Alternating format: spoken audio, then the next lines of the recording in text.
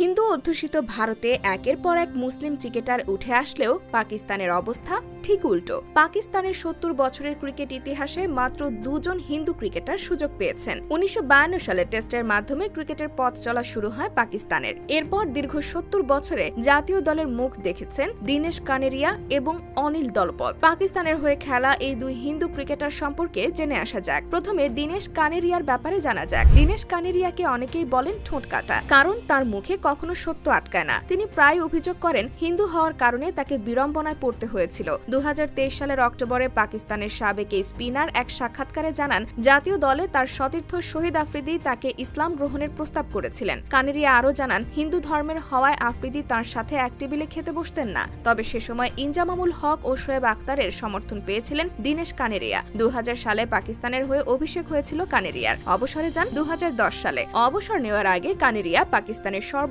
Wicket শিকারী spinner ছিলেন। তিনি ৬১ টেস্টে ৩৪.৭৯ গড়ে ২৬১টি উইকেট নিয়েছেন। ক্যারিয়ারে তিনি ১৫ বার শিকার করেছেন ৫ উইকেট। রঙিন পোশাকেও তিনি ছিলেন উজ্জ্বল। পাকিস্তানের হয়ে কানেরিয়া ১৮ ওয়ানডেতে সুযোগ পেয়ে ১৫টি উইকেট নিয়েছেন। পাকিস্তানি হিন্দু ক্রিকেটার হিসেবে দীনেশ কানেরিয়া বেশ পরিচিত হলেও তিনি দেশটির প্রথম হিন্দু ক্রিকেটার নন। পাকিস্তানের প্রথম হিন্দু ক্রিকেটার হিসেবে সুযোগ পেয়েছিলেন অনিল দলপত। পাকিস্তানের সিন্ধু প্রদেশে জন্মগ্রহণ করা অনিল দলপতের পূর্বপুরুষরা ভারতের সুরাটে বসবাস করতেন, কিন্তু দেশভাগের সময় তাদেরকে পাকিস্তানের করাচিতে চলে যেতে হয়। অনিল দলপতের বাবা দলপত সোনভারিয়া নিজেও ছিলেন একজন ক্রিকেটার। ১৯৫৯ সালের নভেম্বরে পাকিস্তানের বিপক্ষে লাহোর টেস্ট খেলতে নেমেছিলেন অস্ট্রেলিয়ান ক্রিকেটার নরম্যান ও'নেল। সেই ম্যাচে ওজি ওই ক্রিকেটার ১৩৪ রানের একটি চমকপ্রদ ইনিংস খেলেন। নরম্যান ও'নেইলের সেই ইনিংস অনিল দলপতের বাবা দলপত সোনভারিয়াকে মুগ্ধ করে, যে কারণে পরবর্তীতে তিনি নিজের ছেলের নাম ও'নেল থেকে অনিল রাখেন।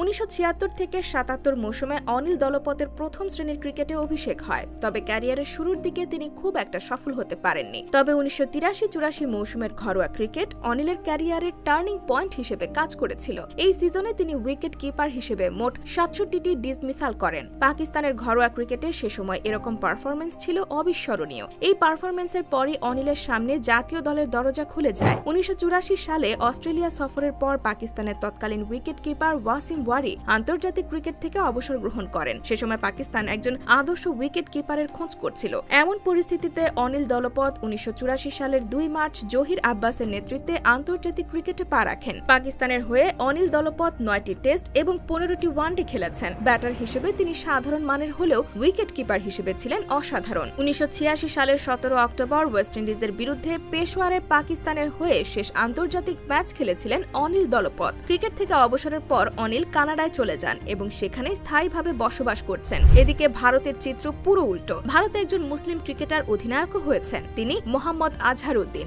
সবাই তাকে ভালোবেসে আজ্জু ভাই নামে ডাকে। এছাড়া মোহাম্মদ শামি, জহির খান, মোহাম্মদ কাইফ থেকে বর্তমান সময়ের মোহাম্মদ সিরাজ ও সরফরাজ খানের মতো মুসলিম ক্রিকেটাররা ভারতীয় ক্রিকেটকে সমৃদ্ধ করেছেন, উপহার দিয়েছেন অনেকগুলো স্মরণীয় মুহূর্ত। এদিকে পাকিস্তানে কখনো প্রতিভার অভাব হয়নি, কিন্তু মুসলিম প্রধান দেশটিতে হিন্দু ধর্মীয় ক্রিকেটাররা সবসময় ছিলেন আড়ালে। ৭০ বছরের ক্রিকেট ইতিহাসে মাত্র ২ জন হিন্দু ক্রিকেটার সুযোগ পাওয়ার বিষয়টি সবকিছু স্পষ্ট করে দেয়। এই না থাকলে হয়তো পাকিস্তানের ক্রিকেট আরও এগিয়ে যেত।